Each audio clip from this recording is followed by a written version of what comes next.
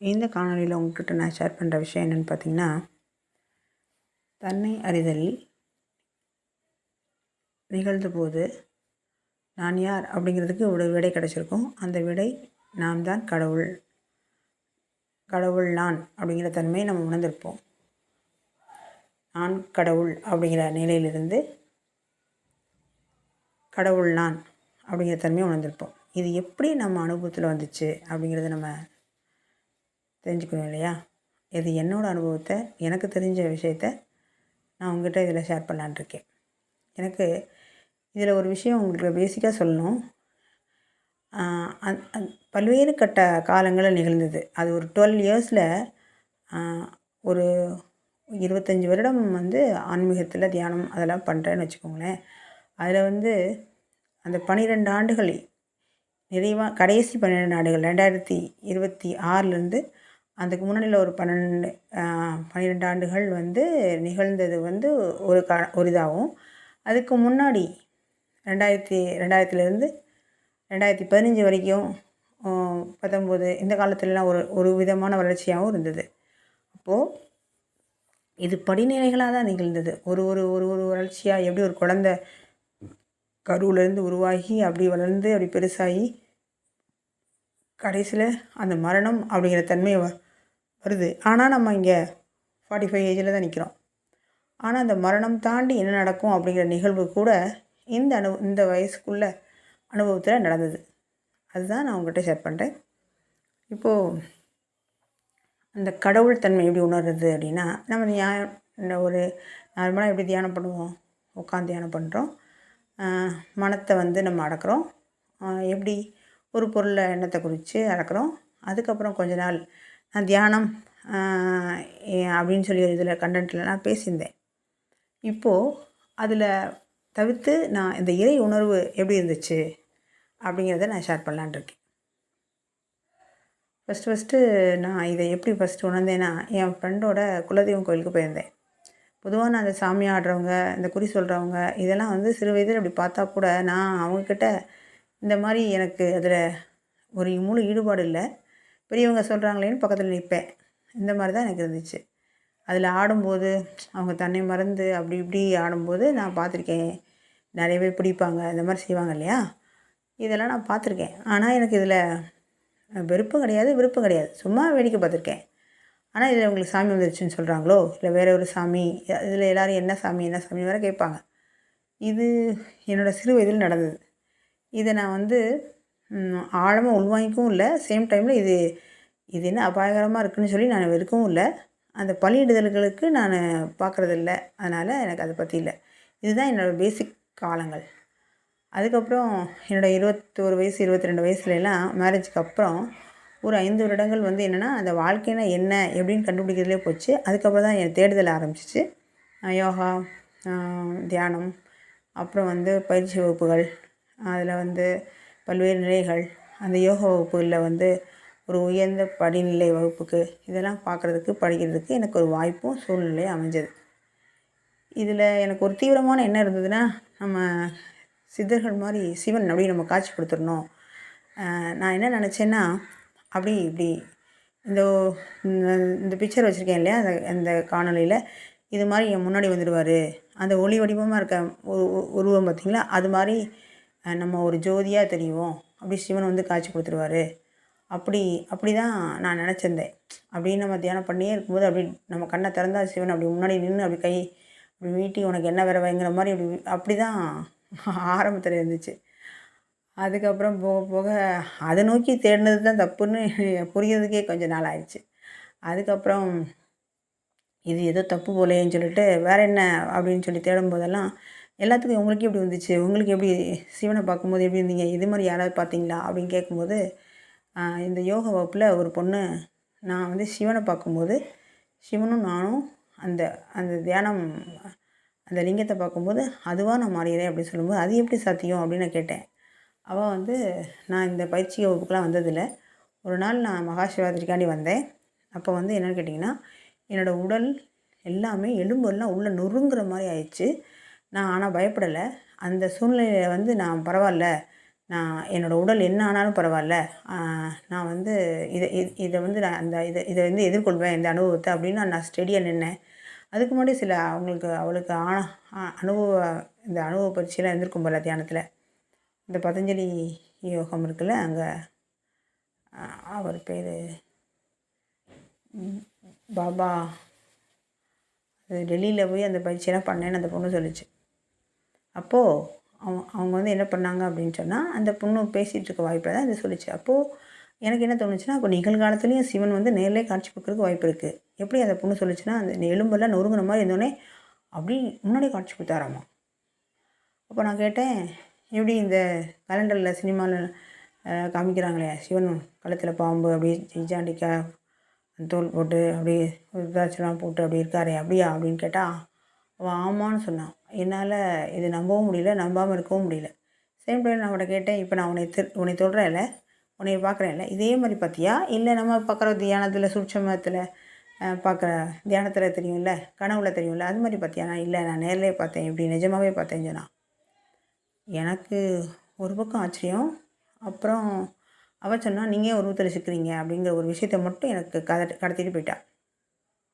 ஒருவேளை எனக்கு இப்போ தான் அவங்ககிட்ட பேசும்போது தோணுது, இறை அருள் தான் இப்படி வந்து அந்த பொண்ணு ரூபத்தில் வந்து இப்படி சொல்லிட்டு போயிருக்குமோ அப்படின்னு தோணுது. ஏன்னா நான் அப்படி தான் தேடிட்டு இருந்தேன். சிவனை பார்த்துடணும், உயிரை கொடுத்தாது பார்த்துடணும், இமயமலைக்கு இங்கேருந்து குடுகுடுன்னு ஓடிடணும், அங்கே போய் எப்படினாலும் சிவன் இருப்பார், இப்படி பார்த்துடணும் அப்படின்னு ஒரு தீவிரமான எண்ணம். அப்போது அந்த காலகட்டம் ரொம்ப ஜாஸ்தி, இந்த காலகட்டம். அப்போது என் ஃப்ரெண்டோட ஒரு குலதெய்வம் கோயிலுக்கு போகும்போது அவள் வந்து அது ஒரு வேல் மட்டும் வச்சுருந்தா இருந்தாங்க, மற்ற அந்த உருவம்லாம் இல்லை அந்த குலதெய்வத்துக்கு. அது ஒரு முருகன், கரையடி முருகன் அப்படின்னு சொல்லிட்டு அவங்க குலதெய்வம். அது மதுரை பக்கத்தில் இருந்துச்சு. அங்கே போயிருந்தப்போ நான் ஃபஸ்ட் டைம் போகிறேன். அவள் எப்படி வேண்டியிருக்கான்னா, இவங்களுக்குள்ளே வந்து நீங்கள் என்கிட்ட பேசுங்க அப்படின்னு கேட்குற கேள்விக்கு அப்படிங்கிற மாதிரி அவள் பிரார்த்தனை வச்சுருப்பா போல். எனக்கு உட்காந்துட்டு இருக்கும்போதே உடலில் அப்படி ஒரு ஜெர்க்கான தெரிஞ்சு, அப்படி ஒரு ஆரஞ்சு, ஒரு ஒரு சிவப்பு, அப்புறம் சுற்றி அது மஞ்சள், அதுக்கப்புறம் சேர்ந்து ஆரஞ்சு, இந்த மாதிரி ஒரு ஒளி தான் பிளிங்காகி தெரிஞ்சிச்சு. இதுதான் எனக்கு அந்த தெரிஞ்சிச்சு.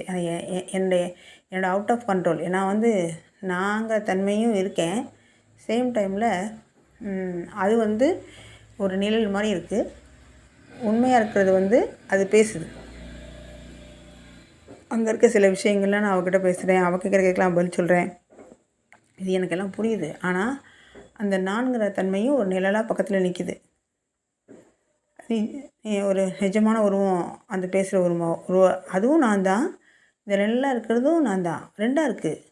அப்போது நம்ம சொல்கிற மாதிரி ஏதோ அந்த சக்தி நிலை, நம்ம அந்த ஃப்ரீக்வன்சி, அந்த வேவ் அலை வந்து நமக்குள்ளே ஒரு அலைவரிசையாக உள்ளே வந்துடும் போட்டிருக்கு. அப்போ எனக்கு இப்போ புரியுது, ஆனால் அப்போ தெரியல. அப்போது அந்த உள்ளே வந்தோடனே அவருக்கு நிறைய கேள்வி கேட்டால் அதுக்கு நான் பதிலும் சொன்னேன். எனக்கு நல்ல ஞாபகம் இப்போ வரைக்கும் இருக்குது. அப்போது அங்கேருந்து ஒரு துளசி செடியெல்லாம் எடுத்துகிட்டு வந்தோம். அதில் என்ன ஒரு ஆச்சரியமான விஷயம் கேட்டிங்கன்னா, அந்த சக்தி நிலை எனக்கு இறக்க தெரியல. நான் வீடு வரைக்கும் கண்டினியூஸாக பேசிகிட்டு இருந்தேன்.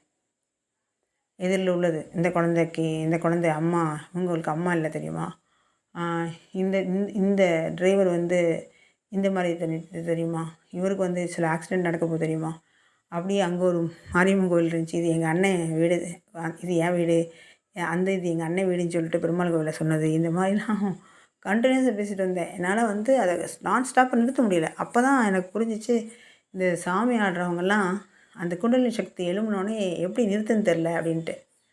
இது வந்து எனக்கு அந்த யோகா பயிற்சியை வந்து பேசிக் கற்றுக்கிட்ட நாட்கள். அதில் வந்து நான் யோகம் தியானம் தான் தியானம் பண்ணியிருக்கோமே ஒழிய இந்த மாதிரி பயிற்சி அந்த மாதிரி அனுபவத்தை நான் அதில் பார்த்ததே இல்லை. இதுதான் என்னோடய ஃபஸ்ட்டு அனுபவம். அதுக்கப்புறம் வீட்டில் வந்து கொஞ்சம் சாந்தம் ஆயிடுச்சுன்னு நினைக்கிறேன்.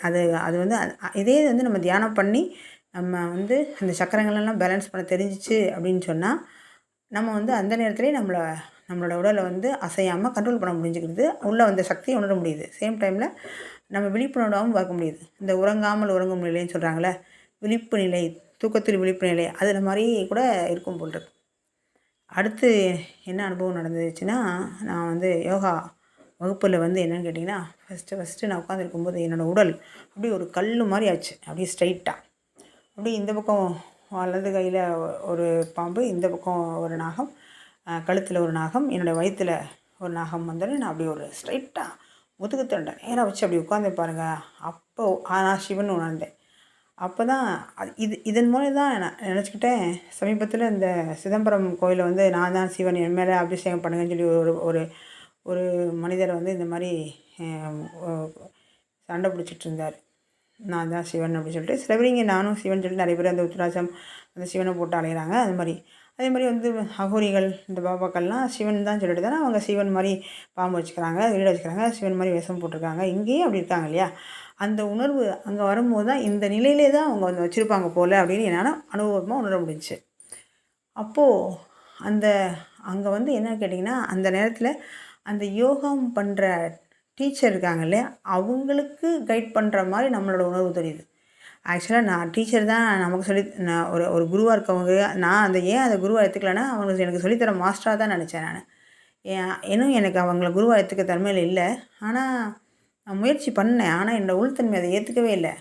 இப்போ வரைக்கும் நான் என் குரு யாருன்னு கேட்டால் சிவபெருமானை தவிர யாருமே இல்லைன்னு தான் சொல்லுவேன். அப்போ சிவன் வந்து உங்கள்கிட்ட காட்சி கொடுத்தாரா, பேசுகிறாரான்னு கேட்டால் அது இண்டிவிஜுவலாக உள்ளுணர்வாக தான் பேசுகிறாரு. இந்த மனம் தான் எனக்கு குருவாக இருந்து அதுக்கப்புறம் அதுவே அந்த சிவத்தன்மையாக மாறிச்சு அப்படிங்கிறது தான் உண்மை. இப்போது அந்த உணர்வு அப்படி வந்தப்போ இந்த இந்த காலகட்டத்தில் இதுதான் நான் ஃபஸ்ட் டைம் உணர்ந்தது. அந்த மாதிரி கழுத்தில் 2 பக்கம் கையில் இந்த மாதிரி நாக ஆபரணமாக சிவனை போட்டு நான் படம் பார்த்ததே இல்லை. அந்த காட்சிக்கு அப்புறம் தான் நீங்கள் சொல்லலாம் இது வந்து இல்லூஷன், இது வந்து கனவு அப்படிலாம் இல்லை. அது அப்படியே தான் நடந்துச்சு.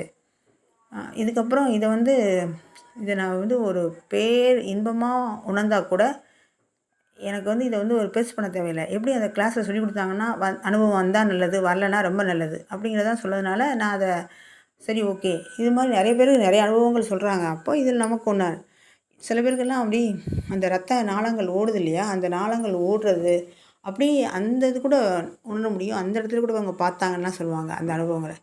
எனக்கு அந்த மாதிரிலாம் எதுவும் வந்ததில்லை. ஆனால் எனக்கு இந்த மாதிரி வந்ததுனால நான் இதை பெருசு பண்ணவே இல்லை. இதுதான் எனக்கு வந்துச்சு. அதுக்கடுத்து பார்த்திங்கன்னா தியானம் பண்ணும்போதெல்லாம் சில அனுபவங்கள் வரும். அது வந்து என்னென்னா நான் விழிப்புணர்வோடு தான் பார்த்தேன். அந்த பயிற்சியிலே என்ன சொன்னாங்கன்னா, நான் இறைத்தன்மை அடைஞ்சோம் இல்லையா, அந்த பயிற்சியில் வந்து ப்ராசஸ், ஒரு மந்திரம், ஒரு மெடிடேஷன், சாண்டிங் இதெல்லாம் தாண்டி போயிட்டுருக்கும்போது அதுலேயே அவங்க கொடுத்த ப்ராசஸ் ஒரு 8 நாள் பயிற்சி அது. அந்த பயிற்சியில் வந்து என்னென்னா ஒரு 3-4வது நாளே நம்ம உணர்ந்துடுறோம் யாருன்னு சொல்லிட்டு. அந்த 3 நாளில் அவங்க அந்த கூடுதலாக சில பயிற்சிகள் கொடுத்து நம்மளை கொஞ்சம் அதாவது பேசிக்காக கற்றுக் கொடுத்துட்றாங்க. எப்படி நீங்கள் குக்கிங் கிளாஸ் போனீங்கன்னா எப்படி சமையல் கொடுத்துக்குவாங்க. இப்போ நீங்கள் தானே எக்ஸ்ட்ராவெல்லாம் அது இன்னும் நிபுணர் ஆகணும். அதே மாதிரி தான் அந்த கிளாஸில் சொல்லித்தராங்க. நீங்கள் சமாதி பழகி கொடுத்துட்றாங்க. அந்த சமாதியை நீங்கள் எப்படி பழகி அந்த சமாதி நிலையை தொடர்ந்து தக்க வச்சுக்கிறது எப்படிங்கிறது உங்கள் பயிற்சியை தொடர்ந்து செய்கிறது மூலமாகவும், அந்த பயிற்சியில் சில சந்தேகங்களை அந்த உள்ளிருந்து அந்த இறைவனே இல்லைன்னா வேறு ரூபத்துலேயோ இல்லை ஏதோ ஒரு நூல் மூலமோ வேறு ஒரு நண்பர் மூலமோ ஏதோ ஒரு மூலம் அந்த சந்தேகத்தை தீர்த்துரும் உண்மையாக கேட்கும் பட்சத்தில். இந்த மாதிரி தான் நடந்தது. இப்போது ஒரு தடவை வந்து என்னென்னு கேட்டிங்கன்னா அந்த ப்ராசஸில் இன்னொரு டைம் போகும்போது அந்த அந்த மாஸ்டர் வந்து பண்ணிகிட்ருக்காரு இந்த மாதிரி பயிற்சியை ஒரு பிரதிஷ்டை பண்ணிகிட்ருக்காரு, ஒரு பிராண பிரதிஷ்டை மாதிரி. அதில் வந்து என்ன கேட்டிங்கன்னா எல்லோரும் கண்ணை முடிக்கவங்க அந்த ப்ராசஸ் செய்யுங்கன்னு சொல்கிறாங்க. அப்போ எனக்கு என்னென்னா நான் என் கண்ணை மூட முடியுது, என் கண் திறந்துக்குது. நான் முயற்சி பண்ணுறேன். நான் பொதுவாகவே பயிற்சி பண்ணும்போது அவங்க என்ன சொல்கிறாங்க அதை அப்படியே கேட்டுருவேன். ஆனால் என் கண் மூடல, என் கண் வந்து திறந்தே இருக்குது. என்னால் கண்ணை வந்து வெளியே அசைக்க முடியல. பார்த்தா எல்லாம் அந்த கிளாஸில் உள்ள அந்த பயிற்சி பெற்றவங்க இருப்பாங்க இல்லையா, அவங்கெல்லாம் முடிச்சு தான் இருக்காங்க. வந்த பார்ட்டிசிபெண்ட்ஸ் தான் க்ளோஸ் பண்ணியிருக்காங்க. என் கண் மூடவே இல்லை, சுத்தமாக மூடவே இல்லை. அப்போ எனக்கு உணர்வு என்ன சொல்லிச்சுன்னா, நீங்கள் என்ன கிராஸ் பண்ணி போய் இந்த சில விஷயங்களை நீங்கள் என்கிட்ட வந்து போனால் தான் அந்த ப்ராசஸ். அவர் வந்து அங்கே பிரதிஷ்டை பண்ணிகிட்டே இருக்காரு, அங்கே ஒன்றுமே நடக்க மாட்டேங்குது. எல்லாமே வந்து அவர் வந்து திரும்ப திரும்ப பார்க்குறாரு. அவருக்கு எனக்கு என்ன ஆச்சரியம்னா ஏன் உள்ளுணர்வுக்குள்ளே ஓடுறது அந்த மாஸ்டருக்கும் ஓடுது. அவர் சுற்றி சுற்றி பார்க்குறாரு. அப்புறம் என்னென்னா என்கிட்டேருந்து ஒரு உணர்வு ஒரு உள்ள உணர்வுங்கிற தாண்டி ஒரு குரல் கேட்குது. நீங்கள் இங்கே வரணும். அப்போ நானும் அந்த நான்கிறது தனியா இருக்கு. இன்னொன்னும் உள்ள இருக்குல்ல, அந்த அலைவரிசையும் அந்த மாஸ்டரும் பேசுறாங்க.